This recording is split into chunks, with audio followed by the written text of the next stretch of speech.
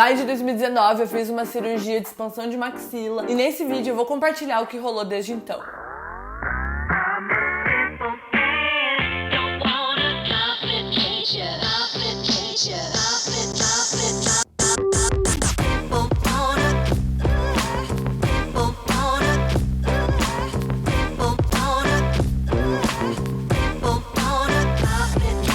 Meu nome é Luma, eu sou especialista em redação do Enem, mais conhecida como a fada da redação, e eu faço meu trabalho aqui para ajudar as pessoas a tirarem 900 ou mais na redação do Enem, sem depender de acertar o tema. No ano passado, eu realizei uma cirurgia de expansão de maxila, e em maio, mais especificamente dia 25 de maio de 2019, saiu aqui no canal um vídeo em que eu contava sobre a minha cirurgia. Nesse vídeo eu abri meu coração, eu fui verdadeiramente vulnerável, e o feedback de vocês foi absurdo. O que eu não esperava é que, primeiro, os meus alunos e seguidores iam se emocionar tanto junto comigo e me apoiar absurdamente nessa jornada desafiadora. E segundo, que existem muitas outras pessoas passando pelo mesmo rolê que eu passei no ano passado. Desde que eu postei aquele vídeo, muitas pessoas têm chegado até mim, conversado sobre isso, pessoas que já passaram pela cirurgia, que vão passar, que estão passando pelo processo que eu passei, e quantas vezes eu falei o verbo passei, não sei. E aí vocês têm me pedido pra eu gravar uma atualização do vídeo contando como que eu tô um ano depois da cirurgia e primeiramente vocês podem saber que eu sobrevivi, cá estou.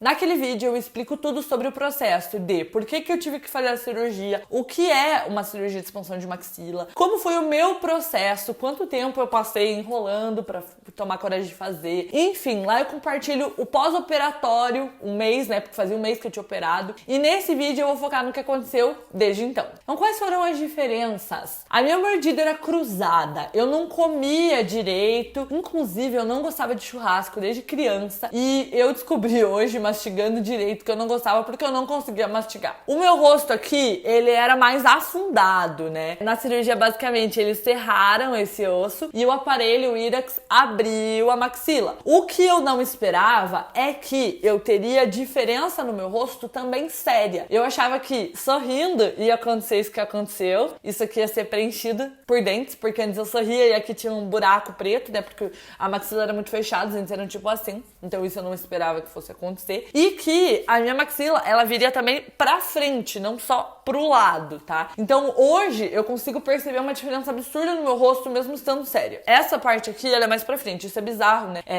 Eu lembro que a primeira vez que eu fui na Federal, eu fiz essa cirurgia pela Federal, pelo programa de pós-graduação em cirurgia bucomaxilofacial da UFPR, tudo 100% gratuito. A primeira vez que eu fui lá, o que o meu cirurgião falou foi: você tem esse bigode chinês muito mais fundo do que você tinha que ter na sua idade, que na época acho que era 22 ou 23 anos que eu tinha. E aí eu falei: o quê? Rugas? E eu achava que isso aqui era normal. E hoje eu vejo que eu praticamente não tenho esse bigode chinês, percebam? Porque o osso tava pra trás. Olha que loucura. Como é que eu ia imaginar? Eu já ia fazer o quê? Botar um preenchimento aqui, um botox. Era o que eu ia fazer. Então eu senti diferença no meu jeito de comer, de mastigar, na minha aparência mesmo estando séria e também na minha fala. Por quê? O meu céu da boca, ele era fechado e fundo. A gente sabe que para falar as palavras, a nossa língua bate em lugares determinados da nossa boca. Então, para fazer letra D, ela bate aqui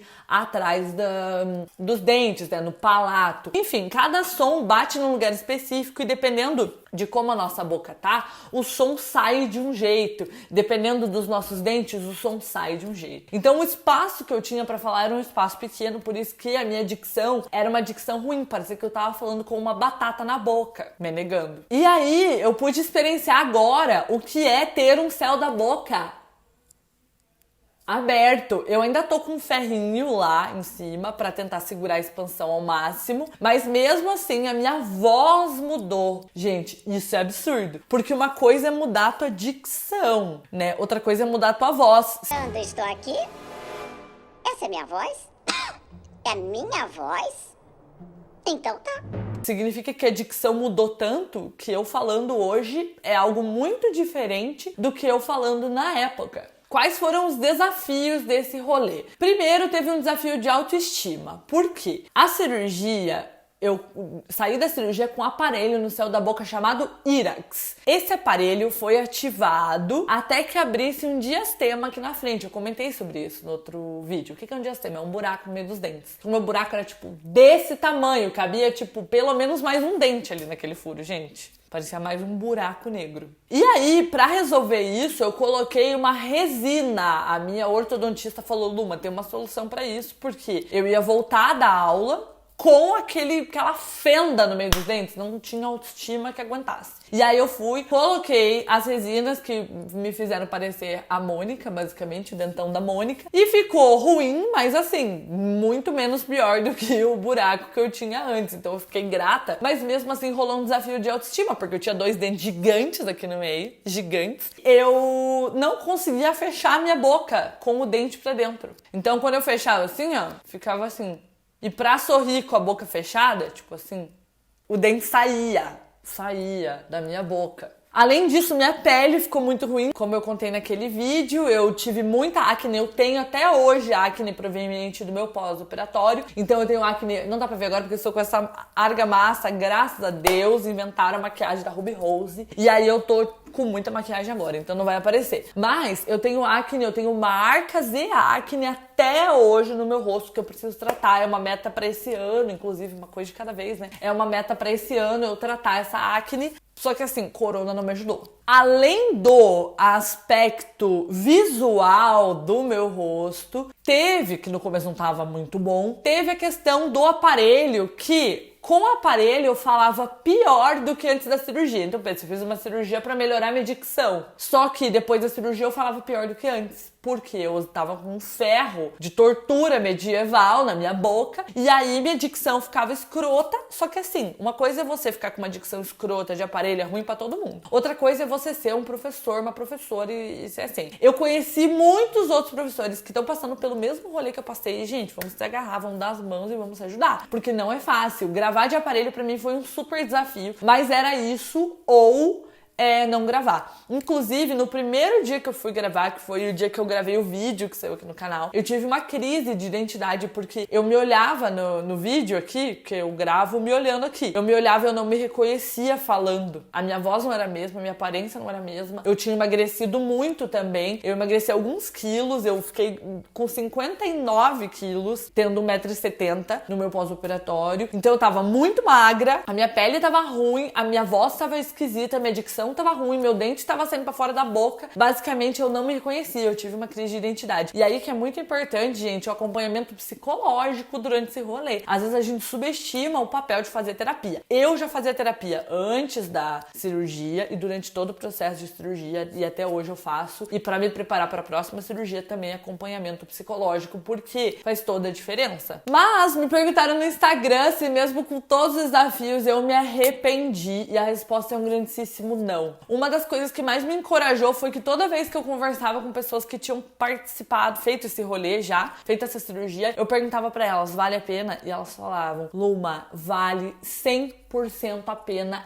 Não só Luma, né? Teve vídeos do YouTube que eu vi, não foi todo mundo que falou comigo. Mas todo mundo me falava, minha vida mudou, valeu 100% a pena. E hoje eu posso dizer pra vocês, valeu 100% a pena. Ficar mais de um mês sem comer, sem mastigar, foram quase 2 meses. Passar por todos esses desafios que eu comentei aqui com você, foi nada perto do resultado. E uma coisa que eu aprendi foi que, mano, tudo passa. Eu pareço uma tia falando isso? Sim. Ou um para-choque de caminhão? Sim. Mas é verdade. Tudo, absolutamente tudo passa. As coisas são temporárias. E se você é uma pessoa ansiosa como eu, a gente tem dificuldade de entender que as coisas são temporárias. Então, quando a gente se imagina ficando sem comer um mês, aquilo é um pesadelo. Quando a gente se imagina falando muito esquisito e babando quando fala, aquilo é um pesadelo. Quando a gente se imagina com um diastema desse tamanho, aquilo é um pesadelo. Quando você se imagina com um aparelho no céu da boca e um dentão da Mônica, aquilo é um pesadelo. Só que as coisas passam. E é incrível. Eu tava fazendo uma retrospectiva, olhando as minhas fotos da época, que eu fiz muitos registros nesse ano que passou, e mostrando pra minha irmã e pra minha família e tal. E tipo, a minha irmã ficou chocada. Ela falou, cara, cara, nem parece que você passou por tudo isso, eu nem lembrava. E faz tipo 1 ano, e eu também não lembrava. Quando eu fui vendo as fotos, eu, caralho, nossa, esse dia foi foda, meu Deus. Teve um dia que eu tive que apresentar um trabalho na faculdade, eu era mestranda, agora eu terminei meu mestrado, mas eu era mestranda na época. Em maio, no mês da minha cirurgia foi no começo de maio, no final de maio eu tive que ir na universidade apresentar um trabalho e eu tava péssima, gente. Eu tinha 1 mês de cirurgia, eu tava com meu rosto ainda inchado. Nem 1 mês, fazia umas 2 ou 3 semanas. Eu tava sem comer, eu tive que levar vitamina em garrafa pra universidade, que é em outra cidade. Eu tive que viajar até lá, na época não tinha coronga, graças a Deus. E aí eu olho hoje e penso, cara,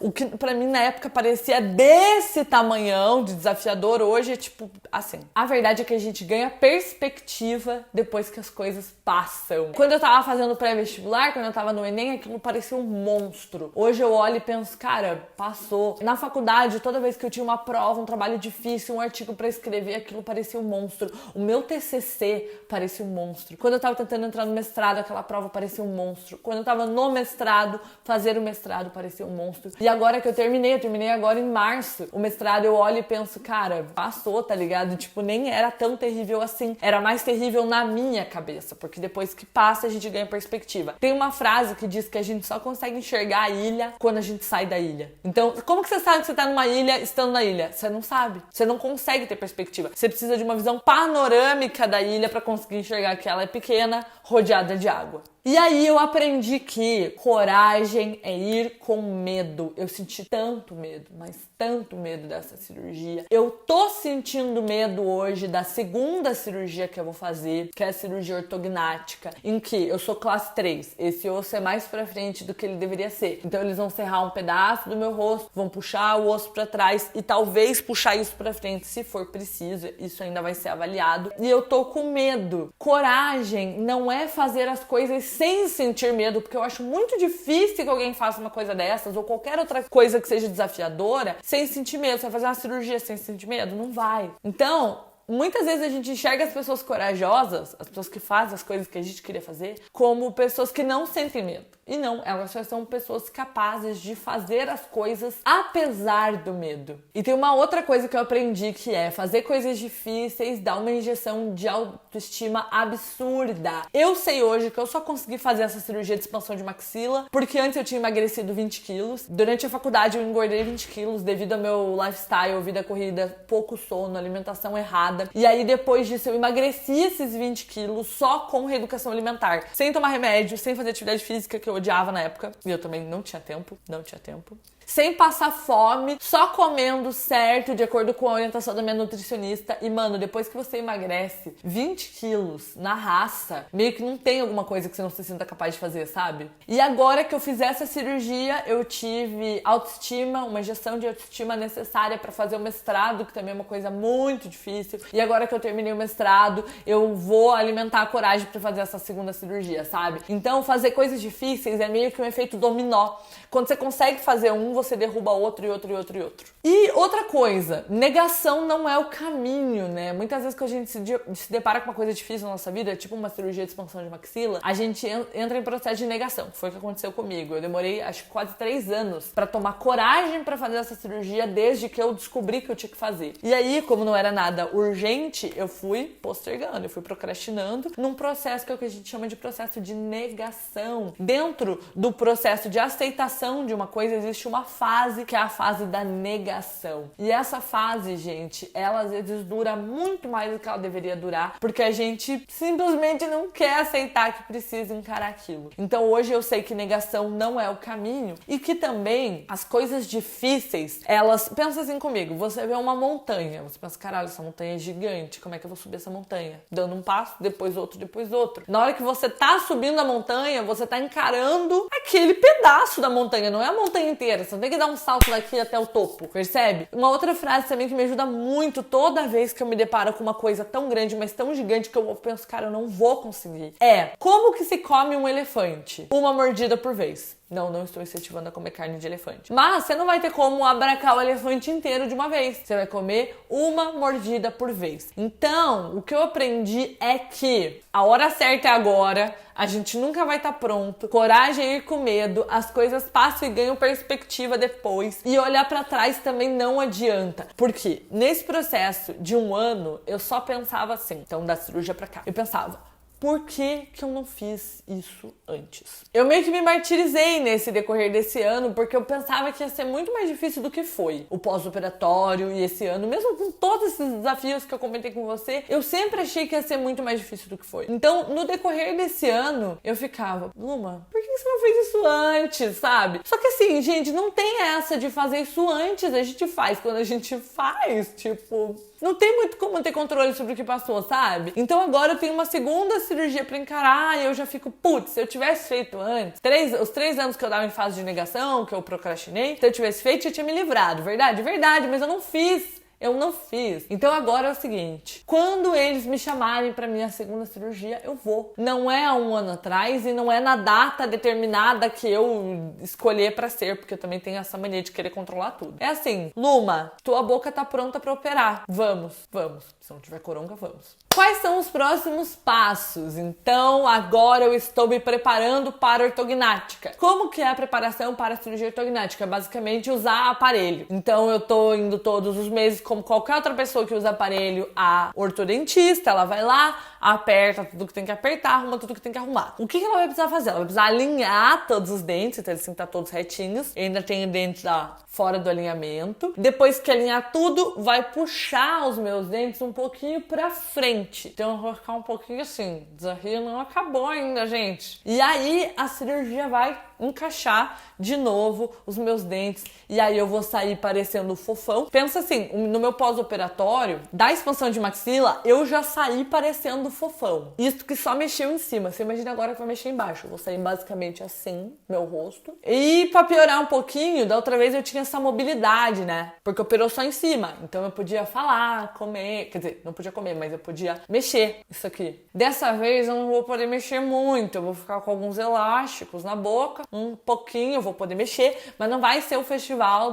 da maxila, entendeu? Então isso vai ser um pouquinho desafiador, mas tô nem aí, foda-se, eu vou encarar. Eu vou responder algumas perguntas que vocês me mandaram nos stories. Vamos às dúvidas. Tô no meu 2º mês, o diastema demora muito a fechar? Então, como eu coloquei uma resina, né, um dente fake, sei lá, não sei explicar como é que é isso. Mas, quando eu tava com diastema, eu juntei os meus 2 dentes por meio de um dentão da Mônica, um dente fake. Foi a solução que a gente conseguiu na época. Eu não sei quanto tempo levou para meu diastema fechar, porque toda vez que ele fechava um pouquinho, a gente ia lá, lixava o meio, abria um diastema. Fechava, lixava, abria. Então, eu não vou saber te dizer quanto tempo demorou. O que eu sei é que eu não tive a paciência de esperar o diastema fechar sem colocar a resina. Eu também vou precisar fazer essa cirurgia e me vi muito em você no vídeo. Mabima, vai dar tudo certo. Um beijo, conte comigo nessa, me chama no DM pra gente chorar junto, qualquer coisa, tá? Qual a parte mais difícil? Teve acompanhamento com fonoaudiólogo e otorrino? Quais? Então a parte mais difícil pra mim foi...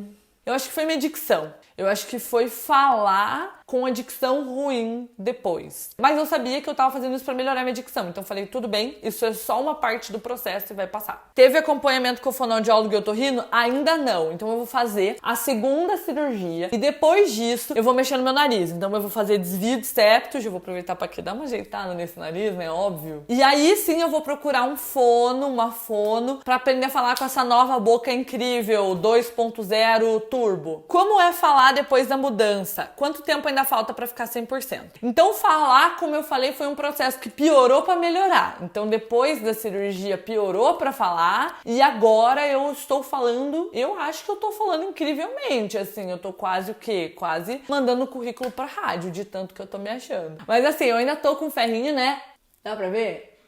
Eu ainda tô com ferrinho, então minha dicção não tá 100%, eu tô de aparelho, né? Mas assim, mudou muita coisa. E eu só percebo que mudou vendo os vídeos, né? Porque assim, dá vontade de chorar de vergonha. Quanto tempo ainda falta pra ficar 100%? Sinceramente, eu não sei. Nem eu sei, nem meu cirurgião, nem a minha ortodontista, porque tudo vai depender. É tipo uma sequência de efeitos. Quanto tempo levar para meus dentes alinharem, para daí eu fazer a cirurgia de ortognática, para daí como que vai ser minha recuperação da ortognática, para daí eu fazer o desvio de septo. Então eu sinceramente não sei dizer, e essa foi uma preocupação absurda. Gente, a primeira vez que eu fui falar lá na Federal, eu desenhei, não, a primeira vez que eu fui falar na minha dentista, eu desenhei uma linha do tempo de quanto tempo que eu tinha pra fazer esse rolê. Só que as coisas não são assim. As coisas não são assim. A gente precisa guardar nossa ansiedade no bolso e saber que nem tudo tá no nosso controle. Então hoje, sinceramente, eu não sei quanto tempo esse rolê vai levar e eu nem tô me importando muito com isso, porque me gera muita ansiedade ficar olhando o calendário, tipo,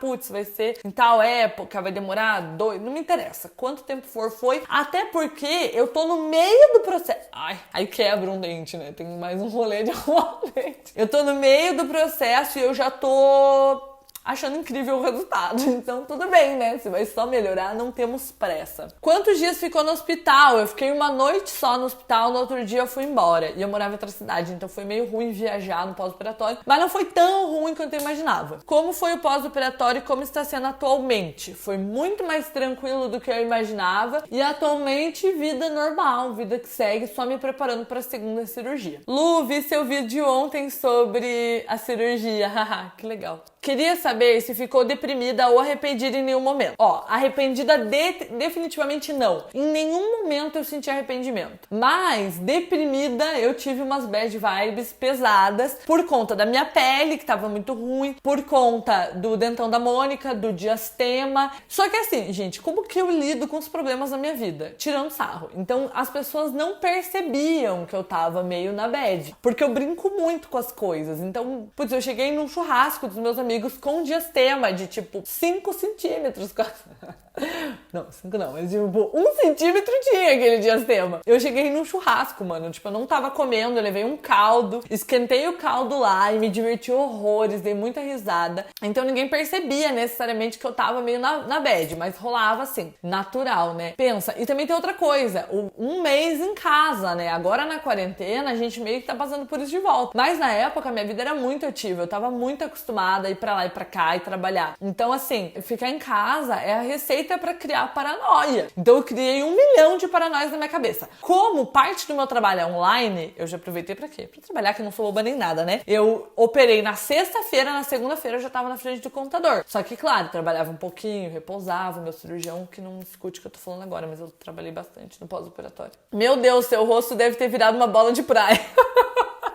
Sim. No mais, eu queria agradecer. Obrigada por me acompanharem nesse processo. Obrigada por me permitirem ser a fada da redação. Enquanto eu passava por isso tudo, vocês foram mais legais comigo mesma do que eu mesma sou. Obrigada por encararem comigo essa jornada com aparelho no céu da boca, com dentão da Mônica, com dicção ruim. Eu sei que pra vocês valeu a pena. Tem muita gente que já tirou 900 mais na redação do Enem no passado, já tá na universidade. Pra mim valeu a pena também. Então eu acho que a mensagem que fica é: vamos abraçar os processos. Vamos abraçar os durantes, pra depois a gente poder comemorar os depois. Se você tem alguma dúvida sobre a minha cirurgia, se você tá passando por esse rolê, coloca aqui nos comentários e também me segue lá no Instagram, @luma_ponto. Pode ir lá me mandar mensagem: Luma, eu descobri o seu canal por meio do vídeo da ortognática. E aí a gente conversa no DM, no que eu puder te ajudar, acalmar seu coração, eu tô aqui pra isso. Feito? Então feito.